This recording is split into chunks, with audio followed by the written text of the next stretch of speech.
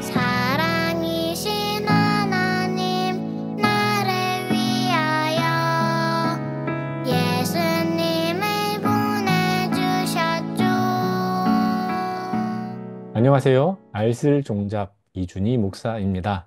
벌써 마지막 강의로 여러분들을 찾아뵙습니다. 지난 시간 내용들이 결코 쉽지 않았을 텐데 그래도 끝까지 잘 따라와 주시고 또 강의를 들어주셔서 감사합니다. 오늘은 종교개혁의 릴레이 주자들 두 번째 시간으로 어떤 인물들이 종교개혁 역사 가운데 함께하고 있었는지를 살펴보고자 합니다. 그 첫 번째 인물은 하인리히 블링거입니다. 츠빙글리의 동역자였고 스위스 종교개혁의 계승자였습니다. 츠빙글리가 사망한 후에 스위스 종교개혁을 안정화시키고 확장하는 역할을 했습니다. 독자적인 신학 사상과 뛰어난 행정 능력으로 개혁파 교회가 발전하는 데 큰 공헌을 한 인물입니다. 그는 1504년 7월 18일 스위스와 가까운 독일 남부 브렘가르텐에서 태어났습니다. 그의 아버지는 로마 카톨릭 사제였습니다. 그런데 여러분, 로마 카톨릭 사제에게 자녀가 있었다라는 것은 뭔가 이상하지 않습니까? 이것은 당시 성직자의 독신 서약이 엄격하게 지켜지지 않고 결혼을 하고 아이까지 낳았다는 것을 보여주는 겁니다. 어린 블링거는 에멜리히의 학교에서 교육을 받았고 이곳에서 르네상스 인문주의의 영향을 받게 됩니다. 1519년부터 쾰른 대학에서 공부했고 이때 교부들의 저작과 마틴 루터의 저술들을 접하게 됩니다. 1522년 학업을 마친 후에 그는 츠빙글리의 종교개혁 사상에 깊이 매료가 되어서 개신교로 개종하게 됩니다. 1523년 그는 카펠 수동원의 교사가 됐고 이곳에서 종교개혁 사상을 가르치게 됩니다. 블링거는 1523년 츠빙글리와 처음으로 만납니다. 그리고 두 사람은 곧 신학적 유대감을 형성하게 됩니다. 28년에는 자신의 고향인 브렘가르텐에서 목사로 활동하면서 종교개혁 사상을 전파했습니다. 그러나 그의 활동은 카펠 전쟁에서 츠빙글리가 사망한 후에 급격한 변화를 맞이하게 됩니다. 그럼 카펠 전쟁이 무엇인지 알아보겠습니다. 제1차 카펠 전쟁은 1529년에 있었습니다. 개신교 지역인 취리와 카톨릭 캔톤들 사이에서 긴장이 고조가 됐습니다. 그래서 전쟁이 벌어질 뻔했지만 직접적인 큰 전투는 없었고 카펠 평화협정으로 일단락됩니다. 그리고 1531년에는 제2차 카펠 전쟁이 일어납니다. 긴장이 다시 고조가 됐고 이때는 실제 전투가 발생합니다. 결정적인 카펠 전투에서 쯔빙글리가 이끄는 취리군이 카톨릭 연합군에 결국 패배하게 됩니다. 이 전투에서 츠빙글리는 전사했고 그의 죽음은 스위스 종교개혁 운동에 큰 영향을 주게 됩니다. 카펠 전쟁의 결과로 스위스에는 각 지역이 자신의 종교를 선택할 수 있는 원칙이 확립이 됩니다. 그리고 이로 인해서 개신교 확장은 일시적으로 둔화가 됩니다. 츠빙글리와 블링거의 관계 그리고 협력을 좀 보겠습니다. 츠빙글리의 사망 직후인 1531년 12월 블링거는 27세의 나이로 취리 교회의 수장으로 선출이 됩니다. 이는 그가 신학적 안목과 리더십을 가지고 있었고 이를 널리 인정받았다는 것을 보여주는 대목입니다. 블링거는 이 자리에서 44년 동안을 봉직하면서 츠빙글리가 시작한 종교개혁을 안정화시키고 확장시키는 역할을 합니다. 그럼 블링거의 주요 공헌과 업적을 하나하나씩 보겠습니다. 먼저 취리 교회의 안정화와 재건입니다. 블링거가 직면한 첫 번째 과제는 카펠 전쟁에서 패배, 그리고 츠빙글리 사망으로 인한 위축된 교회를 어떻게 세워갈 것인가였습니다. 당시 취리 교회를 재건하는 것, 그것이 블링거에게 주어진 큰 역할이었는데 그는 온건하고 실용적인 접근법으로 교회의 안정을 도모했고 정치적 갈등을 최소화하면서도 개혁의 원칙을 지켜나가게 됩니다. 두 번째로 그는 신학적 저술과 교리를 정립하는 데 힘을 쏟았습니다. 그는 100권 이상의 신학 저술을 남겼습니다. 그 중에서도 제2 헬베틱 신앙 고백은 개혁파 교회의 신앙 고백서 중 가장 기본이 되는 것 중 하나가 됩니다. 또한 언약 신약의 발전에 크게 기여했고 이는 후대 개혁파 신학에 지대한 영향을 미치게 됩니다. 그의 가장 널리 읽힌 저작인 설교집은 유럽 전역의 목회자들에게 설교 자료로 제공이 되었고 특히 영국에서 큰 영향력을 발휘했는데 이 책은 엘리자베스 1세 시대 영국 성공회 목사들의 필수 읽기 자료로 사용되기도 했습니다. 세 번째로 그는 국제적 네트워크를 구축했습니다. 유럽 전역의 종교개혁가들과 활발한 서신 교환을 통해서 개혁파 교회들 간의 네트워크를 구축하게 됩니다.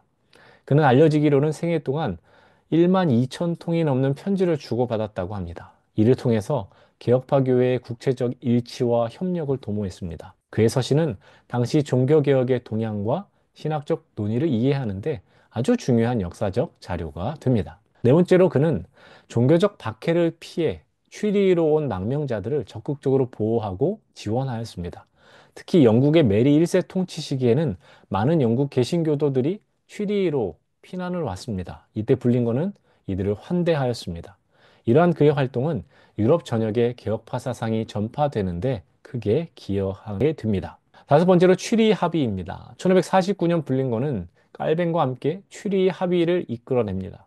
이 합의는 스위스 종교개혁의 두 중심지인 취리히와 제네바, 그 사이에 성찬론에 관한 차이를 조정한 것입니다. 그리고 이것은 개혁파 교회의 일치의 중요한 이정표가 되었습니다. 이를 통해 쯔빙글리파와 깔뱅파 사이에 신학적인 가교가 마련되었고 개혁파 교회의 단일한 정체성 형성에 기여하게 됩니다. 1575년 9월 17일 블링건은 71세의 나이로 세상을 떠납니다. 그는 44년간 추리 교회를 이끌면서 스위스 종교개혁의 안정과 확장에 기여합니다. 재평가되어야 할 종교개혁가 중 하나가 바로 이 블링거입니다. 블링거는 루터, 깔뱅, 쯔빙글리에 비해서 상대적으로는 덜 알려져 있지만 그의 공헌은 결코 작지 않습니다. 혼란의 시기에 추리 교회를 안정시키고 개혁파 교회의 신학적 기반을 다졌고 국제적 네트워크를 통해서 종교개혁 사상의 확산에 기여했기 때문입니다. 오늘날 우리는 이 블링거를 통해 리더십의 중요성, 신학과 실천의 균형, 변화의 시기에 안정을 유지하는 지혜를 배울 수가 있습니다. 두 번째로 볼 인물은 테오도르 베자입니다. 깔뱅의 후계자이고 종교개혁의 수호자였습니다. 프랑스 출신의 개혁주의 신학자였고 깔뱅의 가장 중요한 제자이자 후계자입니다. 그는 1519년 6월 24일 프랑스 베즐레의 귀족 가문에서 태어납니다. 그의 아버지는 왕실 법률 고문이었고 이러한 배경 덕분에 베자는 우수한 교육을 받을 수 있었습니다. 어린 시절 그는 파리와 오를레앙에서 인문주의적 교육을 받았고 특히 멜키오르 볼마르라는 독일계 인문주의자에게서 그리스어를 배웁니다. 볼마르는 참고로 루터의 사상에 영향을 받은 인물입니다. 1539년 오를레앙 대학에서 그는 법학학위를 취득하고 파리에서 문학과 시가 중심이 된 세속적인 생활을 합니다. 프랑스 르네상스 문화의 중심에서 활동을 합니다. 베자의 인생에서 가장 중요한 전환점은 1548년 그가 심각한 질병을 앓으면서 찾아옵니다. 이 경험을 통해서 그는 자신을 돌아보게 되고 개신교로 개종하게 됩니다. 1548년 10월 그는 파리를 떠나 제네바로 망명하여 깔뱅을 만나게 됩니다. 이후 그의 가장 충실한 제자이자 동료가 됩니다. 제네바에 도착한 후 베자는 1549년 클로디나 드노스와 결혼을 합니다. 참고로 깔뱅이 주례를 해 주었습니다. 그는 제네바에서 특별한 역할이 아직 주어지지 않아 로잔으로 가서 로잔 아카데미에서 그리스어를 가르치는 교수로 활동을 합니다. 이 시기에 그는 신약성경 그리스어 본문에 대한 깊은 연구를 시작했고 이는 후에 그의 중요한 학문적 기여를 하는 부분이 됩니다. 그럼 베자가 제네바 종교개혁에 어떤 일을 했는지를 좀 보겠습니다. 깔뱅의 조력자로서 또 후계자로 활동을 했는데 1558년 베자는 로잔에서 제네바로 돌아옵니다. 그리고 깔뱅이 설립한 제네바 아카데미의 첫 번째 교장이 되었습니다. 건강이 악화되었던 깔뱅을 대신해서 많은 책임을 맡았고 깔뱅의 사후에는 제네바 교회의 지도자 역할도 수행하게 됩니다. 베자는 40년 넘게 제네바 교회를 이끌면서 깔뱅의 신학적 유산을 보존하고 발전시키는데 핵심적인 역할을 했습니다. 예정론, 성만찬, 교회 정치 등 깔뱅주의 신학의 교리를 체계화하고 정교화하는 데도 그는 기여합니다. 특히 그의 저서 기독교 신앙의 고백은 개혁주의 신학의 핵심 내용을 명확하게 정리합니다. 또한 베자는 깔뱅보다 더 엄격한 예정론을 주장하면서 이중 예정설을 더욱 강조했습니다. 그는 성경 연구와 번역에도 큰 역할을 하는데 그리스어 신약 성경 본문 연구의 선구자였습니다. 1565년 출판된 그의 그리스어 신약 성경 비평본은 킹 제임스 성경을 포함한 이후의 많은 번역본에 영향을 미칩니다. 또한 그는 라틴어로 신약 성경을 번역하고 상세한 주석을 달았는데 이 작업은 당시 개신교 학자들에게 중요한 자료가 됩니다. 네 번째로 그는 정치적, 외교적 활동도 활발히 했습니다. 그는 뛰어난 외교관이자 정치가로서 활약을 했는데 1561년 프랑스 푸아시에서 열린 종교회담에서 개신교 측 대표로 참석해 카톨릭 측과 대화를 시도합니다. 또한 프랑스 종교전쟁 기간 동안에는 위그노, 프랑스 개신교도들을 지원하고 보호하는 데 많은 노력을 기울입니다. 다섯 번째로 그는 교회법과 교회 정치에 있어서도 크게 기여를 합니다. 베자는 개혁주의 교회의 정치 체제와 조직에 관한 이론을 발전시켰습니다. 그에 져서 교회법에 관하여에서는 교회와 국가의 관계, 저항권 등의 문제를 다룹니다. 그는 기본적으로 깔뱅의 장로교적 교회 정치 체제를 지지했지만 더 넓은 정치적 사회적 맥락에서 이를 발전시켜 갑니다. 베자, 그는 깔뱅의 그늘에 가려져 있지만 그가 있었기 때문에 개혁교회 전통의 확립과 발전이 있었습니다. 그러니 그의 역할을 결코 과소평가할 수 없습니다. 뛰어난 학자였고 신학자였고 지도자였고 외교관으로서 16세기 유럽의 종교적 지형, 지적 지형을 형성하는 데 중요한 역할을 합니다.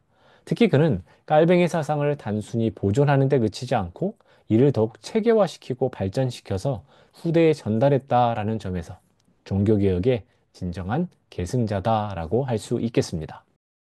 이제는 존 녹스를 보도록 하겠습니다. 그의 별명은 하나님의 나팔수입니다. 왜 그런지는 뒤에 내용을 통해서 설명드리겠고, 그는 스코틀랜드 종교개혁의 중심 인물입니다. 그리고 스코틀랜드 장로교회의 설립자이기도 합니다. 그는 1513년경 스코틀랜드 하딩턴 근처에서 태어납니다. 그의 아버지는 상인이었고, 어머니는 그가 어린 시절 죽었습니다. 초기에 녹스는 카톨릭 사제이자 공증인으로 활동을 했고 세인트 앤드루스 대학에서 교육을 받았습니다. 녹스의 생애에서 결정적인 전환점은 1546년 개신교 설교자 조지 위샤트와의 만남이었습니다. 위샤트의 영향으로 녹스는 개신교로 전향을 하게 되었고 위샤트가 이단 혐의로 화형에 처해진 후에는 더욱 확고한 종교개혁의 의지를 갖게 됩니다. 1547년 위샤트의 처형에 책임이 있던 대주교 데이빗 비튼이 암살된 후에 녹스는 개신교도들이 점령한 세인트 앤드루스 성에 합류하게 됩니다. 그러나 프랑스군이 섬을 함락시키면서 녹스는 체포가 되었고 19개월 동안 갤리선 노예로 고통스러운 시간을 보내게 됩니다. 1549년 그는 석방이 되었고 후에 영국으로 망명하여서 에드워드 6세 치하에서 왕실 설교자로 활동을 합니다. 하지만 1553년 카톨릭 신자인 메리가 즉위를 하자 다시 종교적 박해를 피해서 유럽 대륙으로 도피하게 됩니다. 녹스의 망명 시기 중 가장 중요한 시간이 제네바에서 보낸 시간인데 1554년부터 수년간 그는 종교개혁의 중심지였던 제네바에 머물면서 깔뱅과 직접적인 교류를 하게 됩니다. 녹슨 후에 제네바를 지상에서 가장 완벽한 그리스도의 학교라고 표현할 만큼 깔뱅의 신학과 제네바의 교회 체제에 깊은 감명을 받게 됩니다. 깔뱅으로부터 녹스가 받은 영향은 다방면에 걸쳐 있는데 먼저 신학적인 측면에서 녹스는 깔뱅의 예정서를 수용합니다. 인간의 구원이 전적으로 하나님의 주권적 선택에 달려 있다라는 이 교리는 후에 스코틀랜드 장로교의 핵심 신학이 되었습니다. 그 다음 교회 정치 면에서도 녹스는 영향을 받는데 깔뱅이 제네바에서 실행한 장로 제도를 스코틀랜드에 도입하는 데 큰 영향을 받았습니다. 목사, 교사, 장로, 집사로 구성된 네 직분의 체계와 교회의 자치를 강조하는 깔뱅의 모델은 스코틀랜드 교회 구조의 기초가 됩니다. 그리고 이 관련된 내용을 조금 더 알아보고 싶으시다면 스코틀랜드 교회 치리서라는 책이 있습니다. 본문과 해설이 나와 있는데 관심이 있으신 분들은 이 책을 한번 읽어보시면 좋겠습니다. 또한 제네바에서 녹스는 제네바 성경으로 알려진 영어 성경 번역 작업에 참여했으며 이 성경에 포함된 주석들은 강한 깔뱅주의적 해석을 담고 있었습니다. 제네바에서 녹스는 제네바 예배서를 접하게 되고 이는 후에 그가 스코틀랜드에서 편찬한 공동 기도서의 모델이 됩니다. 깔뱅의 영향은 녹스의 정치적 사상에도 분명히 나타납니다. 깔뱅이 주장한 하급 관리에 의한 저항권 이론은 녹스가 메리 여왕의 카톨릭 통치에 저항하는 신학적인 기반이 되었습니다. 녹스는 이를 발전시켰고 폭군에 대한 저항이 정당하다는 저항의 의무 교리를 발전시킵니다. 제네바에서의 경험은 녹스에게 교회와 국가의 관계에 대한 비전도 제공해 줍니다. 깔뱅의 제네바 모델에서 교회는 국가와 별개의 독립적 권위를 가지면서도 함께 협력하는 관계였습니다. 녹스는 이러한 모델을 이상적으로 여겼고 스코틀랜드의 신정공화국과 유사한 형태의 체제를 구현하고자 합니다. 이러한 비전은 1560년 제1치리서에 반영이 됐고 여기서 그는 교회의 독립성과 함께 교회와 국가가 서로를 지원해야 한다라는 깔뱅주의적 관점을 제시하게 됩니다. 1559년 녹스는 스코틀랜드로 귀국해서 종교개혁 운동을 본격적으로 이끌었습니다. 그의 우상 숭배에 대항하는 설교는 스코틀랜드 전역에 큰 파장을 일으켰고 1560년에는 스코틀랜드 의회가 가톨릭 미사를 금지하고 개신교를 국교로 선택하게 하는 채택하는 중요한 변화가 있었습니다. 녹스와 5명의 목사들이 작성한 스코틀랜드 신앙 고백서가 있습니다. 이는 스코틀랜드 개신교 교리적 기초가 되었고 감독제 대신 장로들이 교회를 통치하는 장로교 제도를 확립하게 됩니다. 하나님의 나팔수 존 녹스. 왜 그가 이렇게 불렸느냐? 존 녹스의 활동 중에 가장 유명한 에피소드 중 하나가 카톨릭 신자였던 스코틀랜드 메리 여왕과의 대립이었습니다. 그는 여러 차례 메리 여왕과 대면하여 종교 자유와 교회 개혁을 주장하였습니다. 1558년 여성 통치의 괴물적 제도에 대한 첫 번째 나팔소리라는 논쟁적인 책을 저술하였고 이는 여성 통치자에 대한 강한 반대 입장을 표명하는 것이었습니다. 메리가 녹스의 설교에 대해서 듣고 불러서 많은 질문을 합니다. 사실 질문이라기보다는 추궁이었겠죠.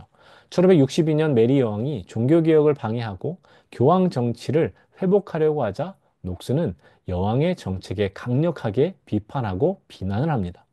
녹스는 스코틀랜드를 로마 카톨릭 국가로 바꾸려는 경솔함을 꾸짖고 한 번의 미사는 1000만 명의 군대가 쳐들어오는 것보다 더 두렵다라고 설교하므로 여왕과의 전쟁을 시작합니다. 녹스는 왕이라도 법을 지키지 않으면 저항을 받게 될 것이라고 경고합니다. 메리 여왕은 일개 시민이 왕을 비난하는 것은 옳지 않다고 꾸짖었습니다. 그리고 녹스는 이에 맞서서 예수께서도 세례 요한의 목을 벤 헤롯 왕을 여우라고 비난했다라고 하면서 왕으로서 처신을 바르게 하라라고 아주 당당하게 맞서게 됩니다. 이런 모습이 바로 하나님의 나팔수라는 별명을 갖게 한 겁니다. 말년의 녹스는 에딘버러의 세인트 자이스 교회에서 목회 활동을 이어갔습니다. 1572년 11월 24일 에딘버러에서 생을 마감합니다. 그의 장례식에서 당시 섭정이었던 모튼 백작은 여기 누구도 두려워하지 않은 사람이 누워 있다라는 유명한 말을 남겼다고 전해집니다. 녹수의 업적은 그가 한 개혁 활동을 통해서 분명히 보여집니다. 교회와 국가의 관계에 큰 영향을 미쳤고 그는 영적 권위와 세속적 권위를 분리해야 한다라고 주장했습니다. 그러나 동시에 기독교적 가치관이 국가 운영의 기반이 되어야 한다라는 기독교 국가의 이상도 추구했습니다.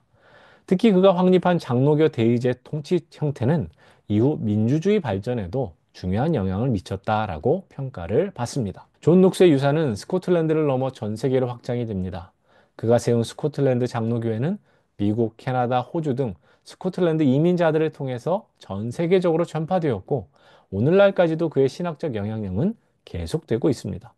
녹스는 불굴의 의지와 강력한 설교로 스코틀랜드 종교적 지형을 완전히 바꾸었고 개신교 발전에 지대한 공헌을 한 역사적인 인물로 기억되고 있습니다.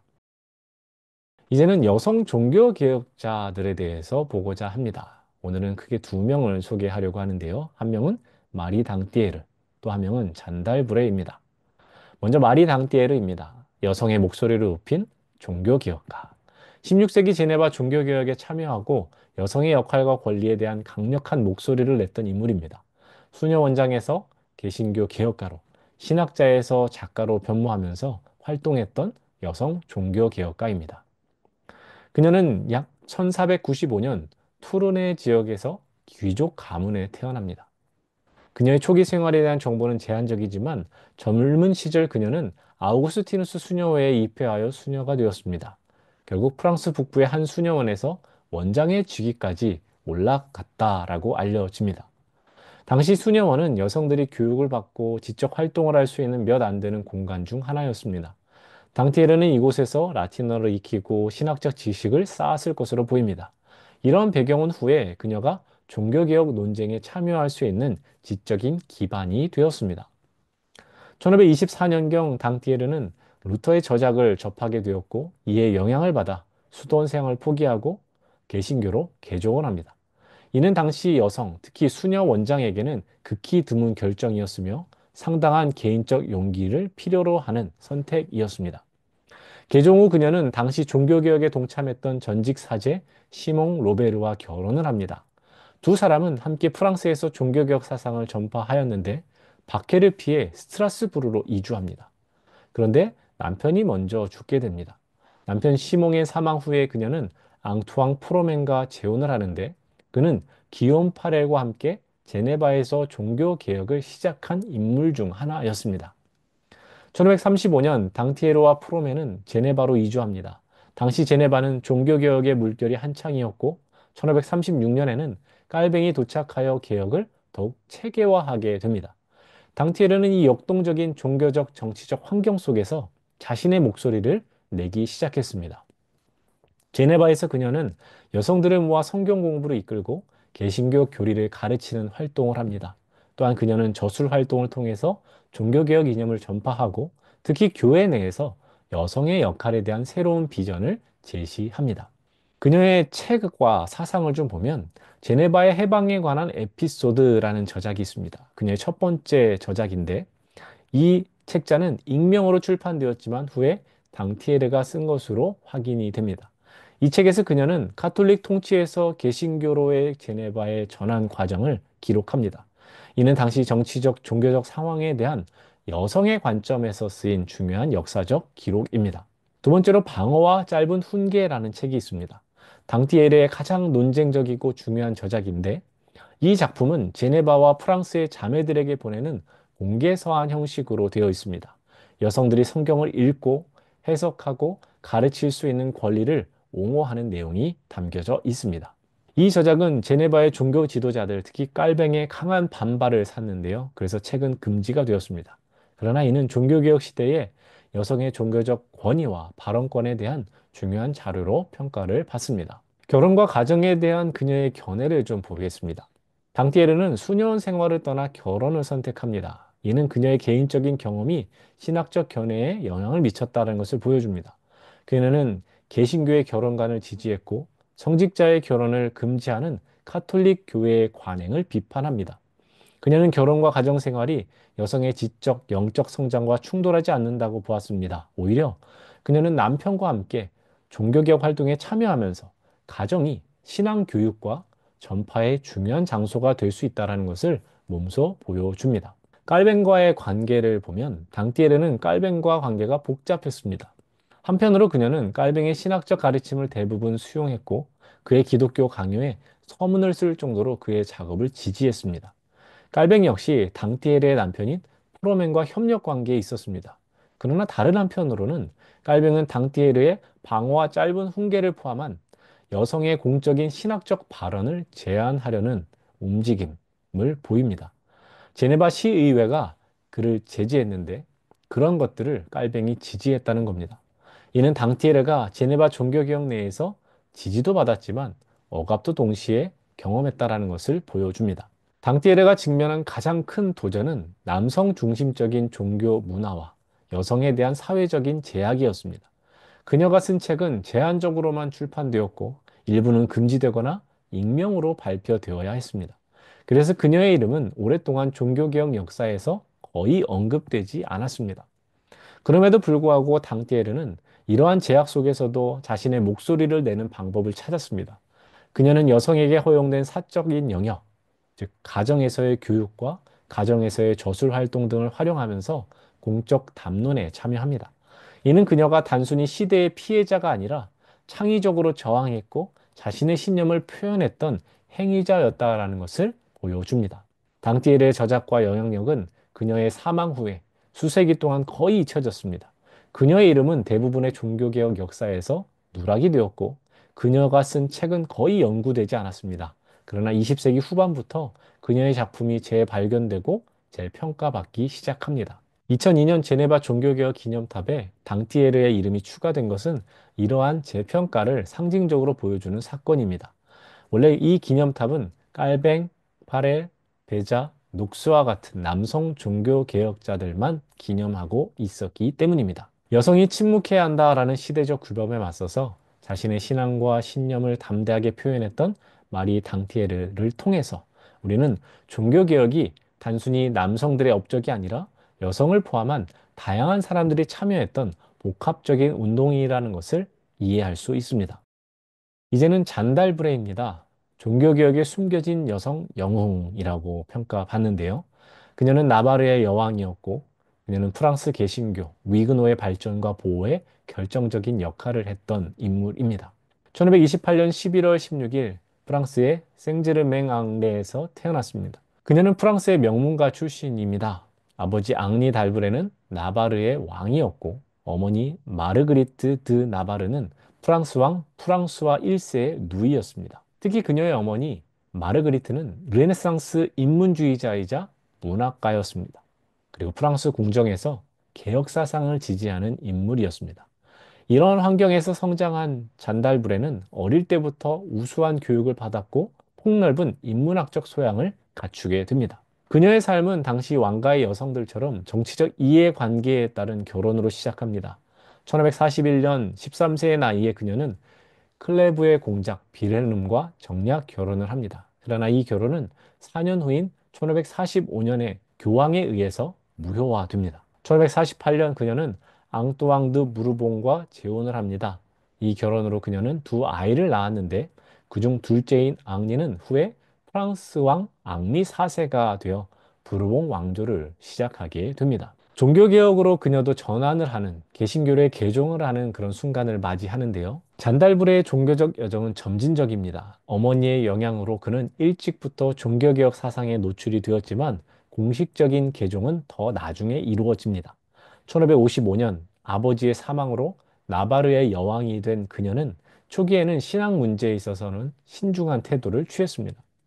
그러나 1560년대 초 잔달브레는 깔뱅주의, 즉 개혁파로 공식적으로 개종합니다. 1560년 남편 앙뚜앙이 카톨릭으로 복귀한 반면에 잔달브레는 오히려 개신교 신앙을 더욱 굳건히 합니다. 1562년 성금요일 그녀는 공개적으로 팔레에서 개신교 예배를 드림으로써 자신의 신앙을 선언하게 됩니다. 그녀의 개종은 단순한 개인적 결정을 넘습니다.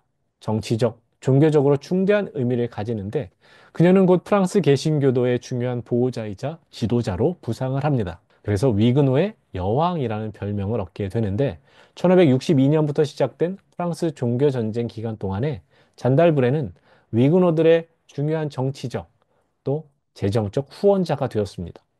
특히 1568년 남편의 사망 이후에 그녀는 더욱 적극적으로 위그노의 대의를 위해 활동하게 됩니다. 잔달브레의 가장 큰 업적 중 하나는 자신의 영토인 나바르 왕국에 개신교를 공식적으로 도입한 것입니다.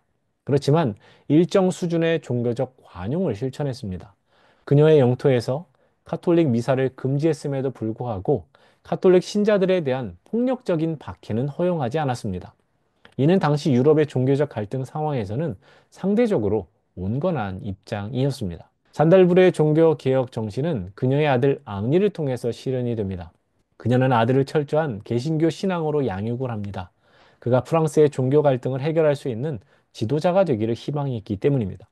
실제로 앙리 4세는 1598년 낭트 칙령을 통해서 프랑스 개신교도들에게 제한적이나마 종교의 자유를 부여함으로써 종교 전쟁을 종식시킵니다.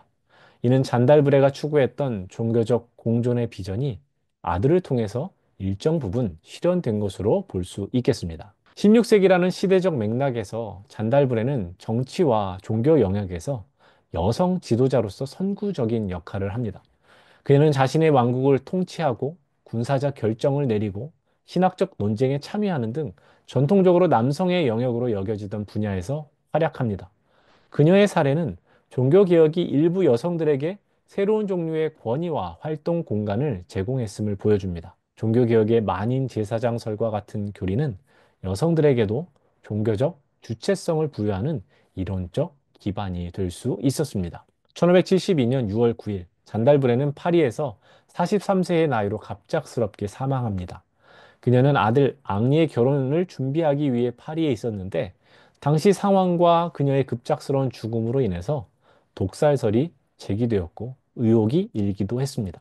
그녀의 사망 2달 후인 8월 24일, 파리에서는 성 바르톨로메오 대학살이 발생하여서 수천 명의 위그노 프랑스 개신교도들이 살해됩니다. 이 사건은 그녀가 평생 동안 지지했던 위그노의 대의에 큰 타격을 주게 됩니다. 역사학자들은 잔달브레를 평가할 때 그녀의 정치적인 용기, 종교적 헌신, 그리고 어려운 시기에 자신의 신념을 지키기 위한 의지력을 강조합니다. 그녀는 단순히 종교개혁의 수혜자가 아니라 적극적인 참여자였고 형성자였습니다. 위구노의 여왕이라고 불린 잔달브레, 그녀의 삶은 개인의 신앙이 어떻게 역사의 흐름에 영향을 미칠 수 있는지를 보여주는 강력한 사례였습니다. 종교개혁 시대, 여성 지도자의 가능성, 그리고 한계를 동시에 보여주는 중요한 역사적 렌즈입니다. 제가 오늘 준비한 강의는 여기까지입니다. 오늘 여러 명이 소개가 되었는데요. 이들 한 명 한 명도 그 종교개혁의 흐름 속에, 종교개혁의 릴레이 속에서 각자의 역할을 잘 감당했다라는 것을 우리가 알게 됩니다. 그러면 오늘 내용을 가지고 퀴즈를 풀어보도록 하겠습니다. 1번입니다. 츠빙글리와 깔뱅의 종교개혁은 각각의 후계자들을 통해 진행이 됩니다. 그 연결이 올바르게 된 것을 고르세요. 1번 츠빙글리 멜랑이톤, 깔뱅 베자. 2번 츠빙글리 불링거, 깔뱅 부겐하겐. 3번 츠빙글리 녹스, 깔뱅 부처. 4번 츠빙글리 불링거, 깔뱅 베자. 2번 퀴즈입니다. 스코틀랜드의 종교개혁가 존 녹스는 깔뱅이 제네바에서 실행한 땡땡 제도를 스코틀랜드에 도입하여 감독제 대신 땡땡들이 교회를 통치하는 땡땡교 제도를 확립했다. 이것은 무엇인가요? 1번 집사, 2번 권사, 3번 목사, 4번 교사, 5번 장로. 세 번째 퀴즈입니다. 나바르 왕국의 개신교를 도입하였고 프랑스 개신교도의 보호자의 역할을 하여 위그노의 여왕이라고 불린 이 사람은 누구인가요? 1번 잔 달부도, 2번 잔 달브레, 3번 잔 달브미, 4번 잔 달브파, 5번 잔 달드솔. 지금까지 우리가 공부한 내용들을 간단하게 정리해 보겠습니다. 종교개혁의 역사는 릴레이라고 거듭 말씀드리고 있습니다. 지난 시간과 오늘을 통해서 우리는 여러 명의 인물들을 배웠습니다. 평소 우리가 알지 못하던 인물들이었는데요. 부겐하겐, 멜랑이톤, 마르틴 부처, 피에르 비레, 그리고 오늘은 볼링거, 베자, 그리고 존 녹스, 마리 당띠에르, 잔달브레와 같은 인물들을 배웠습니다. 이들이 종교개혁 릴레이 속에서 함께 뛰었던 인물들입니다. 그리고 우리가 배웠던 루터, 쯔빙글리, 깔뱅도 중요한 주자로 뛰었습니다. 종교개혁 릴레이 앞에는 존 위클리프와 그리고 얀 호스라는 선구자들이 또한 있었습니다. 종교개혁의 역사는 릴레이다. 이것을 좀 기억하십시오. 이 릴레이가 지금도 진행 중이다라는 것이 더 중요합니다. 개혁된 교회는 항상 개혁되어야 한다라는 말이 종교개혁의 캐치프레이즈입니다. 그러면 종교개혁의 바통을 이어받을 다음 사람은 누가 되겠습니까? 바로 우리 모두입니다. 우리 모두가 종교개혁의 바통을 이어받아서 또 열심히 뛰어야 할 사람이라는 것입니다.